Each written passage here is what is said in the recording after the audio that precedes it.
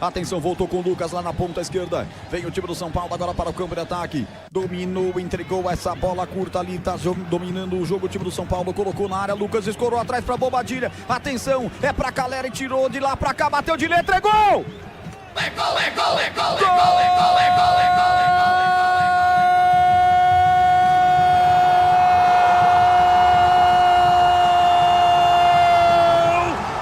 São Paulo!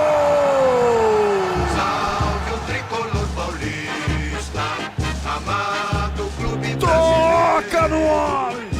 Toca no homem! Toca no Caleri que é gol! Toca no Caleri que é gol! Jonathan Caleri! Ele não perdoa! Caleri marca para o São Paulo e faz explodir a pátria tricolor do líder do Campeonato Brasileiro. Na marca de 15 minutos, etapa final de jogo. Tudo no São Paulo está começando pela ponta esquerda. Bola foi colocada na grande área.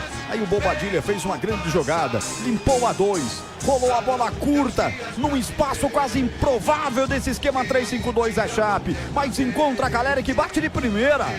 Um lindo tapa tirando o Léo Vieira, mandando a bola pro fundo do gol. Toca no homem que é gol. Fatal, letal. Caleri é o tal.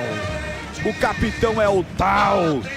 São Paulo, hashtag segue o líder 2. Chapecoense nada. O que vale é o detalhe, conta aí Pedro Piscinato. O detalhe é que a jogada começou mais uma vez dos pés do Marcos Antônio. É ele quem acha o Luciano para fazer o pivô para o Bobadilha. Bobadilha com toda a calma do mundo, não foi afobado, não teve pressa e achou o Caleri sozinho dentro da pequena área. E aí, como você bem disse, tocou no Caleri, é gol. O São Paulo amplia a vantagem no Canindé, líder isolado do Brasileirão de 2026. Roger. Será que o Roger